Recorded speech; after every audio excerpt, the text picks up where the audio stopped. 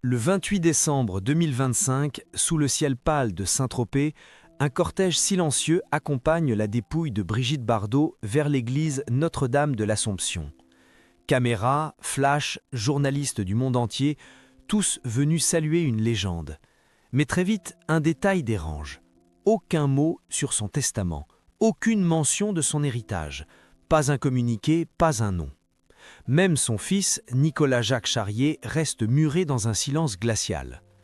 Pourquoi ce vide? Pourquoi ce flou étrange, comme si le sujet était tabou? À l'ombre des hommages, une vérité semble avoir été soigneusement ensevelie. Et si la plus grande énigme autour de Bardot ne concernait ni sa carrière, ni sa beauté, mais ce qu'elle laisse derrière elle? Avant de devenir une icône, Brigitte Bardot fut une enfant mal aimée. Née le 28 septembre 1934 dans une famille bourgeoise du 16e arrondissement de Paris, elle grandit dans un foyer strict, froid, où les émotions étaient étouffées par les convenances. Son père, Louis Bardot, imposait la discipline. Sa mère, Anne-Marie Toty-Mussel, une femme rigide et obsédée par les apparences, projette sur Brigitte tous ses rêves non accomplis. L'enfant, enfermé dans un monde de silence et de rigidité, se réfugie très tôt dans la danse classique. Mais derrière ses premiers pas de ballerine, une faille se creuse. Elle ne connaît ni la tendresse ni l'écoute. À l'adolescence, sa beauté attire l'attention. Elle devient mannequin presque malgré elle, puis comédienne. Dès ses premières apparitions, elle fait tourner les têtes, mais reste une énigme pour sa propre famille. Loin de la voir comme une artiste, ses parents la traitent comme un produit à rentabiliser. Le contrôle familial est permanent. Bardot étouffe. Elle trouve une échappatoire dans des amours précoces, passionnées, souvent destructrices. En 1959, elle met au monde un fils, Nicolas-Jacques Charrier, fruit de son mariage avec l'acteur Jacques Charrier. Ce moment, que beaucoup considèrent comme l'accomplissement d'une femme, fut pour elle une cassure définitive. Bardot ne cache pas son rejet de la maternité. Elle affirme même publiquement qu'elle ne voulait pas de cet enfant, qu'elle a vécu cette grossesse comme une agression. Après leur divorce, la garde est confiée au père. Nicolas est élevé en grande partie loin de sa mère, en Norvège, dans un environnement plus stable. Bardot, elle, retourne à sa carrière et à sa cause animale. Le lien mère-fils ne se reconstruira jamais. Lorsqu'il devient adulte, Nicolas évoque rarement sa mère. Quant à Bardot, elle ira jusqu'à écrire dans son autobiographie des mots durs, parlant de sa grossesse comme d'un cauchemar. Ce rejet absolu, cette fracture irrémédiable, deviendra le point aveugle de sa vie personnelle. Derrière les sourires figés des photos de l'époque, une douleur persistante se cache, celle d'une femme qui n'a jamais été fille, ni vraiment mère. Un être construit dans la fuite. Fuite de l'autorité, du regard des autres, de la responsabilité. Bardot a toujours revendiqué sa liberté, mais à quel prix? À ce stade, une chose devient claire. Si un jour elle devait organiser sa succession, ce ne serait ni avec le cœur, ni avec le sang. Son héritage n'a jamais été une évidence. Il était déjà, dès l'origine, une bombe à retardement. Au tournant des années 1950, Brigitte Bardot explose. Elle devient l'incarnation d'une nouvelle féminité, libre, sensuelle, irrévérencieuse. Avec Et Dieu créa la femme en 1956, elle pulvérise les conventions. Le film choque, séduit, divise, mais propulse la jeune actrice de 22 ans au rang de sexe symbole mondial. En quelques années, son image devient une marchandise. Elle vend des milliers de posters, fait la une de Paris Match, inspire des chansons, des coupes de cheveux, des robes, un style. Son nom, Bébé, se transforme en marque vivante. À l'apogée de sa carrière, entre 1956 et 1973, elle tourne dans plus de 45 films, certains devenus cultes. La vérité, le mépris, vie privée. Elle collabore avec Godard, Vadin, Clouzot, Sautet. À Cannes, à Rome, à New York, elle est acclamée, poursuivie, idolâtrée. Elle incarne une forme de liberté sexuelle avant la révolution de 1968. Dans les années 60, on estime que son image génère à elle seule plusieurs millions de francs de revenus publicitaires chaque année. Elle est l'une des premières stars françaises à comprendre l'impact de son aura médiatique sur l'économie du cinéma et de la mode. Mais à mesure que sa notoriété monte, une autre dynamique s'installe. Bardot fuit les plateaux, les mondanités, les interviews. Elle se replie sur elle-même. Dès la fin des années 60, elle achète la villa La Madrague à Saint-Tropez, alors petit village de pêcheurs. Cette maison deviendra le sanctuaire de sa vie privée. Entourée d'animaux, elle s'y retire, loin de la fureur médiatique. Bardot, qui aurait pu devenir une Catherine Deneuve internationale ou une Sophia Loren à la française, choisit la rupture.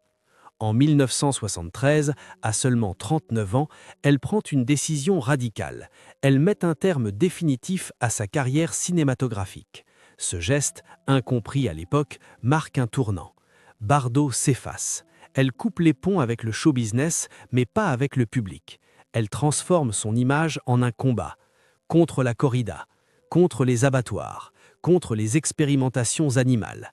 Elle fonde la Fondation Brigitte Bardot en 1986. Sa célébrité lui offre une tribune.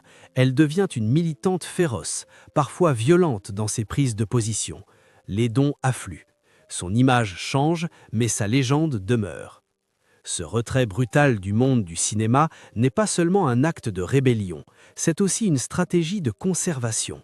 Bardot, désormais, contrôle ce que les gens voient d'elle. Elle verrouille les accès à sa maison, à son intimité. Peu de photos, encore moins d'interviews. Ses apparitions deviennent rarissimes, ses prises de parole explosives. Elle se forge une aura d'ermite glamour, entre mysticisme animalier et provocation politique. Cette stratégie a une conséquence directe, personne ne sait réellement ce que possède Bardot. Ses biens sont dispersés entre maisons, terrains, actifs financiers, œuvres d'art, objets personnels. Son patrimoine, bien qu'estimé à plusieurs dizaines de millions d'euros, reste opaque. Volontairement ? Paradoxalement, alors qu'elle devient l'une des femmes les plus célèbres du monde, elle reste farouchement discrète sur ses affaires privées. Aucun mot sur ses finances, aucun détail sur ses volontés testamentaires. Lorsqu'un journaliste lui pose la question dans les années 2000, elle esquive. « Mon seul héritage, ce sont mes combats. Le reste n'a pas d'importance. » Une phrase anodine en apparence, mais qui, rétrospectivement, résonne comme un avertissement. Au fil du temps, une ombre plane. Nicolas Jacques Charrier, le fils oublié. Il ne partage ni les combats, ni le style de vie, ni l'univers de sa mère. Installé en Norvège, loin du tumulte français, ils mènent une existence discrète. Aucune photo d'eux ensemble à l'âge adulte, aucune déclaration affectueuse dans les médias. À mesure que Bardot se replie sur la Madrague et sur ses animaux, elle semble effacer toute trace de filiation humaine. C'est là que le doute s'installe. Et s'il n'y avait jamais eu d'intention de transmettre quoi que ce soit à son fils ? Et si Bardot, fidèle à sa ligne de conduite, avait décidé de couper tous les liens, même ceux du sang ? Derrière les millions, les propriétés, les droits d'image, une question prend forme. Et si l'héritage de Brigitte Bardot n'était pas un acte de transmission, mais une ultime déclaration d'indépendance ? Durant les 20 dernières années de sa vie, Brigitte Bardot se transforme en forteresse. Cloîtrée à la Madrague, barricadée derrière des murs, des portails et un silence soigneusement entretenu. Peu de visiteurs, encore moins d'amis. Les rares personnes qui l'approchent parlent d'une femme méfiante, parfois cruelle, presque paranoïaque. Et dans ce décor figé comme un musée à sa gloire, une question subsiste. À qui tout cela reviendra-t-il un jour ? À partir de 2010, des rumeurs émergent. D'abord discrètes, puis de plus en plus insistantes. Brigitte Bardot aurait rédigé un testament. Selon certaines sources proches de son entourage, ce document aurait été rédigé devant notaire, modifié à plusieurs reprises. Une version non officielle circule, son fils n'y apparaîtrait que très peu, voire pas du tout. Bardot aurait désigné comme bénéficiaire principal sa fondation. Une hypothèse que certains jugent logique, d'autres choquante. Mais avant d'aller plus loin, un élément essentiel mérite d'être rappelé. Le lien entre Bardot et son fils Nicolas n'a jamais été rétabli. Dans une interview de 1996, elle confesse sans détour « Je n'ai jamais voulu être mère, je ne sais pas aimer ». Une phrase qui glace le sang. Cette froideur maternelle, rare, détonnante, est répétée à plusieurs reprises. Elle ne fait pas mystère de son désintérêt, voire de son ressentiment envers Nicolas. « Je ne lui ai pas donné ce qu'il fallait. Il ne me doit rien. » Le ton est tranchant, presque juridique, comme si elle préparait déjà le terrain d'une exclusion totale. Nicolas Jacques Charrier, quant à lui, a toujours adopté une posture de retrait. Installé à Oslo, il construit une vie bien loin du tumulte médiatique. Peintre discret, marié, père de 2 filles, il refuse systématiquement les interviews, ne revient en France que très rarement. Il n'a jamais démenti publiquement les déclarations de sa mère, ni cherché à redorer leurs liens. Ce silence pesant devient suspect. Pourquoi ne pas se défendre? Pourquoi ne pas revendiquer sa place dans l'histoire? Serait-ce un accord tacite entre eux? Ou une résignation complète? Autre signe troublant, dans toutes les communications officielles de la Fondation Brigitte Bardot, Nicolas n'apparaît jamais. Pas de mention, pas de remerciement, même indirect. Il est comme effacé du récit. La Fondation, elle, prend une place croissante. Elle gère des millions d'euros de dons, possède des biens immobiliers, emploie du personnel, exerce une influence internationale dans la protection animale. Il ne s'agit pas d'une association symbolique, c'est une véritable entreprise philanthropique et potentiellement le principal héritier du patrimoine Bardot. Ce flux juridique se double d'un malaise croissant dans la presse. À partir de 2022, plusieurs journalistes tentent d'enquêter sur le sujet, mais ils se heurtent à des refus systématiques. Les notaires concernés refusent de s'exprimer, les proches de Bardot parlent sous couvert d'anonymat, les anciens collaborateurs évoquent des clauses de confidentialité. La gestion de son patrimoine serait sous la tutelle d'un cabinet juridique parisien spécialisé dans les successions à haut risque. Aucun nom ne filtre, aucun document ne fuite. Une chape de plomb. Certains observateurs avancent une autre hypothèse. Et si Bardot avait volontairement complexifié son testament pour retarder sa mise en œuvre? Certains documents évoqueraient des dons échelonnés, des parts conditionnées à des engagements de la part des bénéficiaires, des clauses suspensives, voire dissuasives. Le but, éviter les querelles judiciaires, contrôler l'image posthume, geler l'appropriation de sa mémoire par ceux qu'elle considère comme indignes.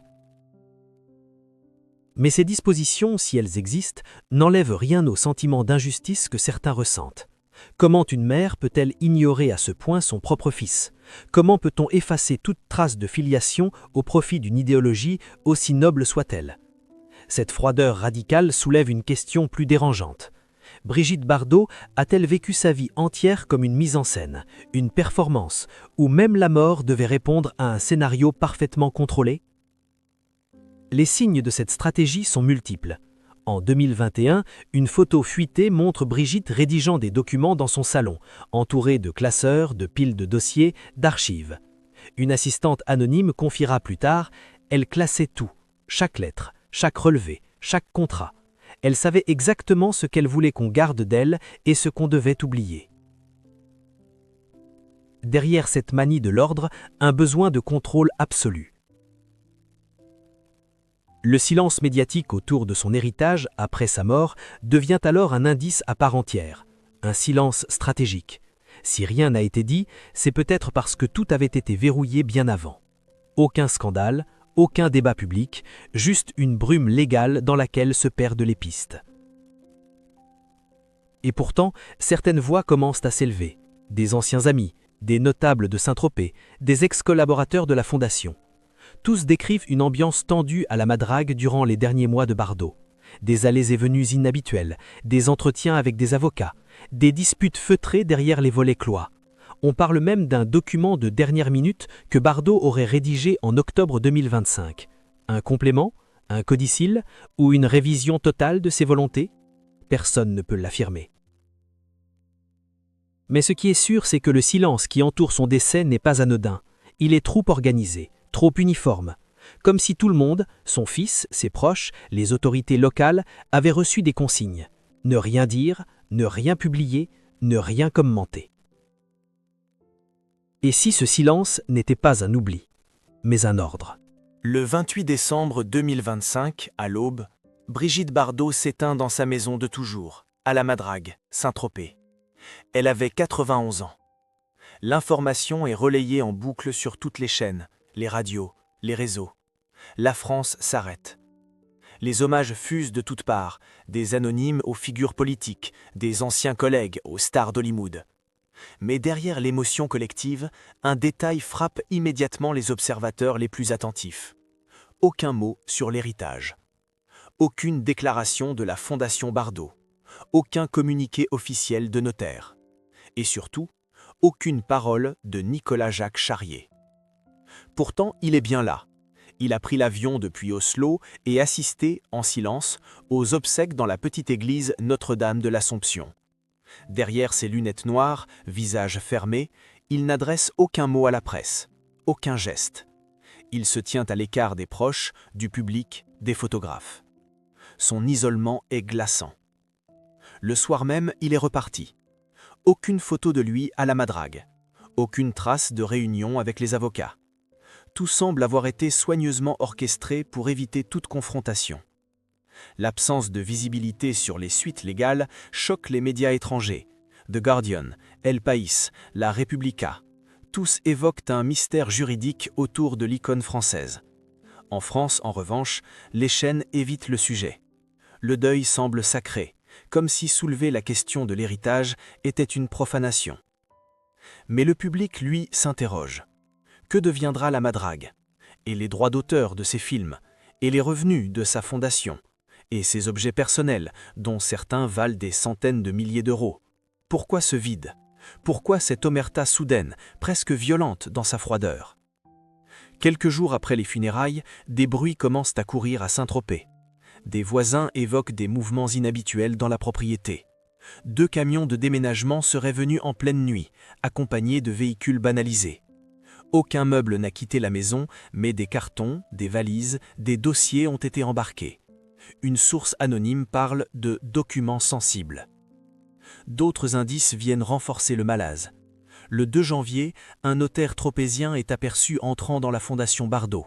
Il refuse tout commentaire. Le 5 janvier, un ancien salarié de la Fondation confie à un journaliste de Mediapart que Bardot avait tout prévu pour que personne ne puisse revendiquer quoi que ce soit. La phrase, lourde de sous-entendus, fait craindre une configuration juridique complexe, peut-être même un montage à l'étranger.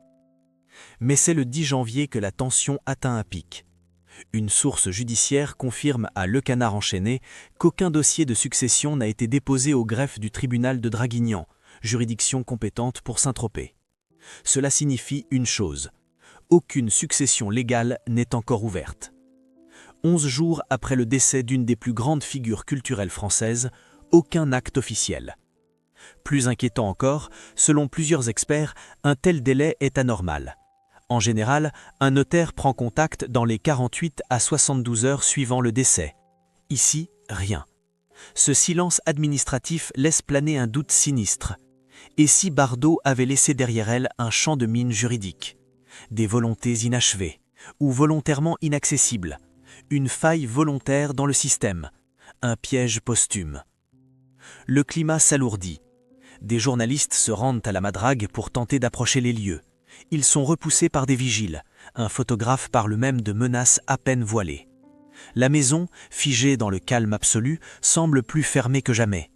Une prison dorée, désormais vide, mais toujours imprenable. Et Nicolas, il est rentré à Oslo. Aucun message, aucun poste, aucun appel. Pas même une ligne dans les médias norvégiens. Comme s'il n'était jamais venu. Certains y voient la preuve qu'il a accepté l'exclusion. D'autres, au contraire, soupçonnent qu'un accord secret l'empêche de s'exprimer. Une clause de confidentialité? Une pression? Une honte? À mesure que les jours passent, un sentiment étrange s'installe. La mort de Brigitte Bardot, censée refermer un chapitre flamboyant de la culture française, semble au contraire ouvrir une boîte noire. Une boîte verrouillée, protégée, camouflée. Derrière les hommages, les fleurs, les images d'archives, une autre vérité s'impose. Quelqu'un ne veut pas que le monde le sache. Et ce que l'on tait est souvent bien plus violent que ce que l'on dit. Le 17 janvier 2026, soit 20 jours après la mort de Brigitte Bardot, une fuite vient griser le silence. Ce n'est ni un communiqué officiel, ni une déclaration publique. C'est un extrait, court, anonyme, publié discrètement sur un forum juridique spécialisé, puis relayé par un journaliste de Marianne. Il s'agit de la copie partielle d'un testament. La date, 14 mars 2013. La signature, Brigitte Anne-Marie Bardot. Le contenu, clair, implacable. Je déclare que la totalité de mes biens immobiliers, de mes droits d'auteur, de mes avoirs et objets personnels reviendra à la Fondation Brigitte Bardot, à charge pour elle de perpétuer mes combats. Une seule mention de son fils apparaît, laconique. Mon fils, Nicolas Jacques Charrier, a fait sa vie. Je lui souhaite paix et sérénité. Aucune part, aucun legs, aucun souvenir. La nouvelle fait l'effet d'un coup de tonnerre. Et pourtant, ceux qui connaissent Bardot n'en sont pas surpris. Depuis des années, elle préparait ce moment, ce choix, cette rupture finale. Mais en le lisant noir sur blanc, le pays découvre une femme radicale jusqu'au bout, intransigeante même dans la mort. Elle a écrit sa dernière page comme elle a vécu les précédentes, seule, droite, sans concession. Face à cette révélation, la réaction de Nicolas est attendue, mais elle ne vient pas. Aucune plainte, aucune contestation. Au lieu de cela, un simple message apparaît sur une page d'artiste norvégienne tenue par l'un de ses proches. « Je respecte les choix de ma mère, ils lui appartiennent. Je n'attends rien et ne souhaite rien. » Pas de colère, pas d'amertume, seulement une résignation froide, peut-être même un soulagement. Mais pourquoi ce silence mutuel? Pourquoi tant de dureté? Une journaliste du Point, qui avait rencontré Bardot en 2014, se souvient de cette phrase qu'elle lui avait lancée en fin d'entretien, presque à voix basse. « Ce que je laisse, ce n'est pas pour ma famille, c'est pour ceux qui, comme moi, ont été trahis. » Traduction, pour Bardot, la lignée biologique n'a jamais été gage d'amour ou de loyauté. Elle a souffert de ses parents, rejeté son enfant, choisi les animaux comme famille de cœur. Et son testament est le reflet pur de cette trajectoire, radicale, brutale, cohérente.